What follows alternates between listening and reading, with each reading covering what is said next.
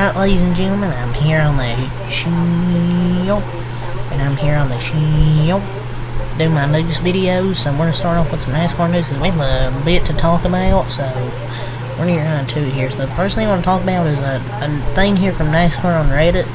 So Kevin Harvick said this, end quote, "I thought Zane was going to the 34 car.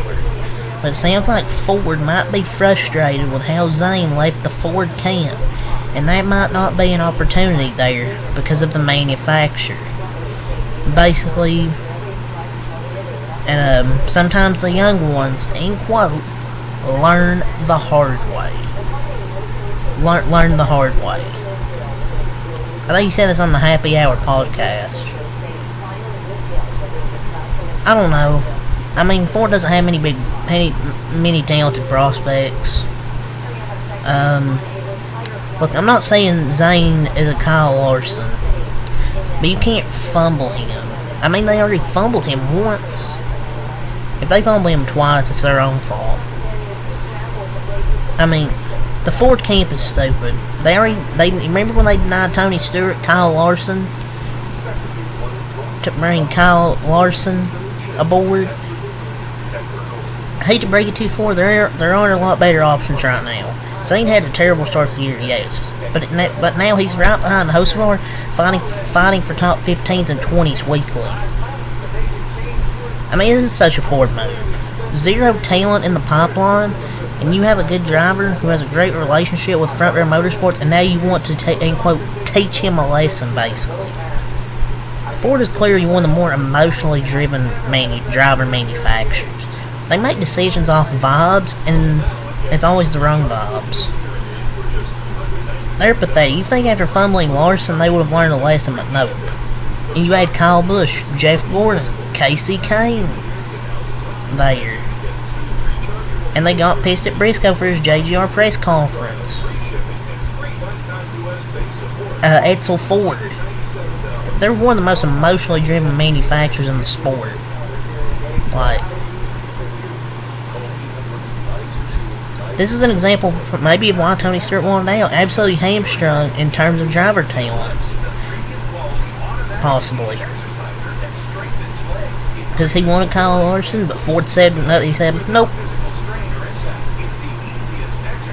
But yeah, that's first thing I want to talk about for the NASCAR video here today.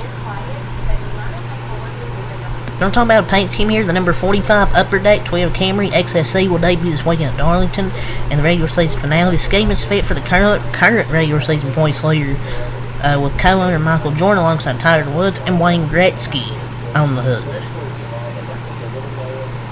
Well, the scheme's kind of fire. It's very 90s-like, and the Upper Deck has done a deal with 2311 Racing. That will include trading cars of Reddick and Wallace. That's nice.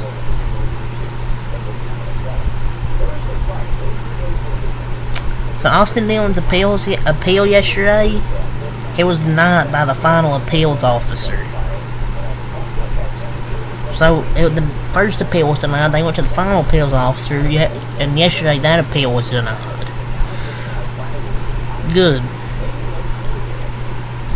You weren't gonna win that appeal for the first time. You weren't going to win it the second time.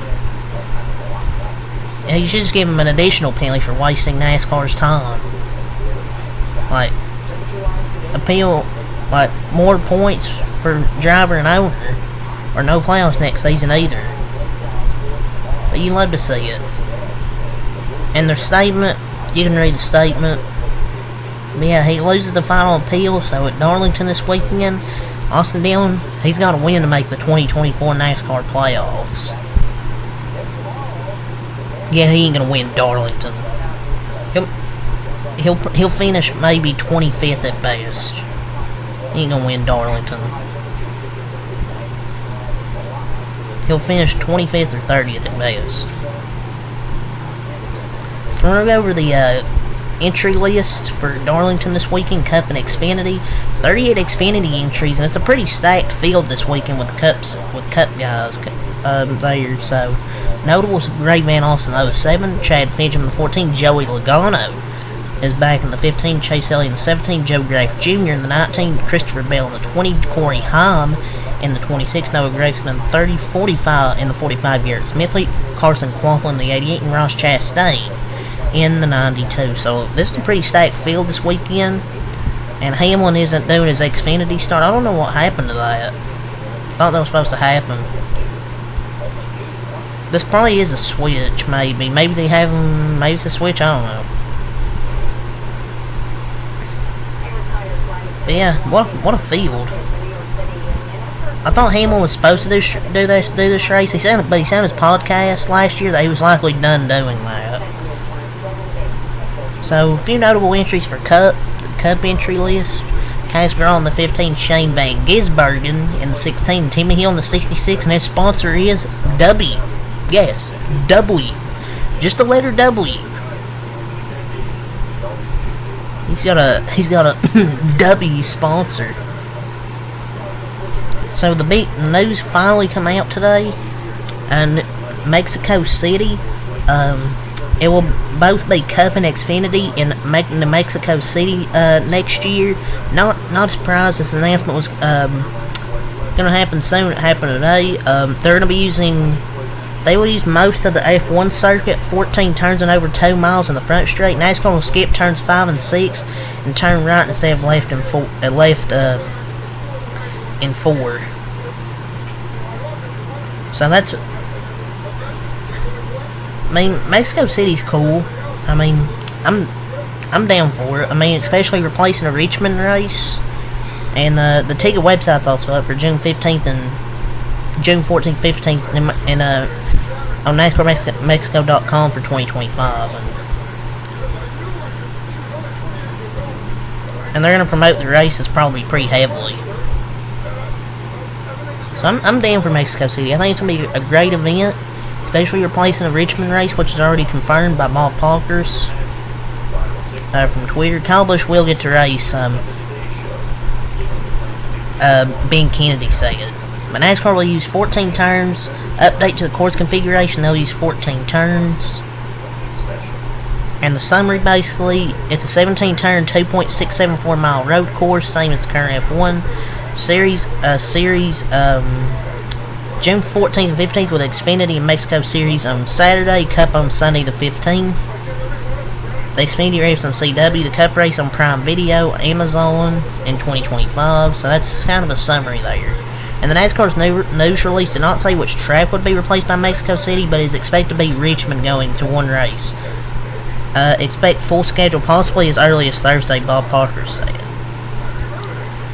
And Kyle Busch will get to race. So yeah, Ben Kennedy confirmed Richmond will lose a Cup weekend to Mexico City. We're still committed to Richmond. Also, Mexico City's a multi-year deal with promoter OCESA. And take the Roval back and bring back the Oval. I mean, Richmond just isn't good. I mean, just remove the Roval too. But yeah, they've added Cup and Xfinity to the schedule in 2025, and the full schedule should be released soon. So we're into the NFL here. We're just going to talk about most of these released players that are released today. So we're going to start off here. The hashtag Chargers, they are releasing running back Isaiah Spiller per rap sheet. Hashtag Cardinals are releasing quarterback Desmond Reader per rap sheet, which is kind of shocking. I mean, he's bad, but I don't think he's that bad to get released. But I'm not gonna say they were wrong in releasing him though. So the hashtag Panthers are releasing wide receiver Terrence Marshall. I had high hopes for him out of college, but it just didn't work out. And the hashtag Titans are releasing former first-round cornerback Caleb Farley. He was just too injury-prone. But that's from the old administration that the Titans had. But yeah, just didn't work out for Caleb Farley, man. Just too many injuries. The hashtag Commanders are releasing veteran wide receiver Martavis Bryant per that Schultz report. They threw him one last touchdown before they cut him. I mean, he hasn't been that bad. The Commanders just don't like talent.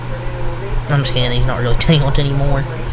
Patrick Mahomes Sr. He was reportedly pled guilty to his third DWI charge per at TMZ Sports. Why is everyone in the Mahomes family like so weird besides him? Like everybody's weird besides Patrick. Dude, who keeps giving this dude a car? So the hashtag Texans are releasing wide receiver Noah Brown? Per at Aaron Wilson _NFL. The Texans wide receiver room is crowded, but Brown is a talented player and should land somewhere else relatively quickly. I don't know if they should have released him here. I know their wide receiver room is stacked, but it's kind of crazy. They literally have Robert Woods. They could have just released him. It should have been Woods. My Dallas Cowboys should go bring back Noah Brown. So the hashtag Cowboys release Steve's been Carl Lawson, but he has a chance to be brought back to the practice squad per multiple reports. Yeah, he's not making it back to the team. So the hashtag Brands plan to field trade offers for QBs Jameis Winston and Tyler Huntley after informing Dorian Thompson-Robinson that he'll make the roster per Mary Kay Cabot. The Browns are such hilarious, a hilarious franchise. I mean, I think any of these quarterbacks are probably better than Deshaun Watson. But I don't know. Like, Tyler Huntley's done okay this preseason. Yeah, Dorian Thompson-Robinson, not shocked he made the roster. The hashtag Lions are releasing quarterback Nate Sudfeld, opening the door for Hendon Hooker to be the Lions QB2 per at rap sheet. Yeah, good riddance. So Trent Williams reportedly will not return to the hashtag 49ers until his contract situation, until it's resolved. Oh boy, this is fun. Dude, he's already getting what, 30-something million a year? He also has 3 years left on his current deal, I think. I guess because it's not guaranteed money, but come on, man. The 49ers really need him, because their O-line might be cooked without Trent Williams.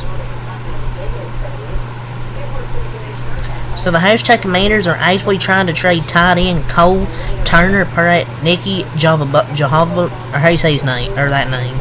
And it looks like they love Ben Sanal at that tight end. Yeah, if they can't trade Cole Turner, he's going to get cut.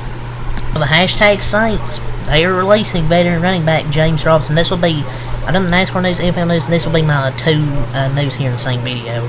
I'll do 2 more, the NBA and probably racing tomorrow, we'll see. But yeah, James Robinson got released, man. The fall of James Robinson needs to be studied, man. Had that who's undrafted, had that 1,000-yard season for Jaguars, and he tore his ACL. Just crazy how things can change. Crazy. Urban Meyer legit ruined his career. So free agent return specialist Jamal Agnew, he is fully healthy from a broken leg injury suffered last season and has been drawing interest from over 10 teams per at Mike Garofalo. The new kickoff rules are boosting his stock. Yeah, he's an incredible returner, and I think somebody will get him. So the hashtag Eagles are planning to release wide receiver John Ross per at Josiah Anderson. The Jahan Dotson trade made an uphill battle for him to make the roster. Man, he just can't catch a break. I forgot they had him until now. The hashtag Giants are releasing veteran wide receiver Allen Robinson per at Tom Pelissero. Not sure. The Patriots are waiving quarterback Bailey Zappi, according to multiple reports. Did he waive back? He's getting picked up by someone else for sure, but not really surprised when they had Jacoby Brissett and Drake May and Joe Milton. The Texans are releasing cornerback C.J. Henderson. Yeah, he's turned out to be a bust. The Commanders have an 8-year stadium naming rights deal in place with Northwest Federal Credit Union per Adam Schefter, and FedEx Field is now Northwest Stadium. Then what the hell is that name? Free agent running back Dalvin Cook is flew yesterday to the Cowboys with a visit. Oh boy, Ezekiel Dalvin Cook backfield 2024. Multiple teams have showed trade interest in Texans wide receiver John Massey per Schultz report. He's going to shine elsewhere. Because I don't think he will with the Texans how stacked they are. CeeDee Lamb signed a 4-year, $136 million extension with my Dallas Cowboys per rap sheet. Finally, Jerry woke up and gave CeeDee Lamb the money he deserves. The Giants also released Jacob Johnson, a fullback, and Isaiah Hodgins, a wide receiver. Kind of shocking because he's been one of Daniel Jones' favorite targets. The Packers have also waived QB Michael Pratt, so there are 2 QBs now on the roster: Jordan Love and Malik Willis. John Clifford got cut too, so they have 2 quarterbacks, and they trade for Malik Willis, 7th round pick. But that's all the NFL I want to talk about here, so leave a like, comment, subscribe for more. Until next time, I'll Peace.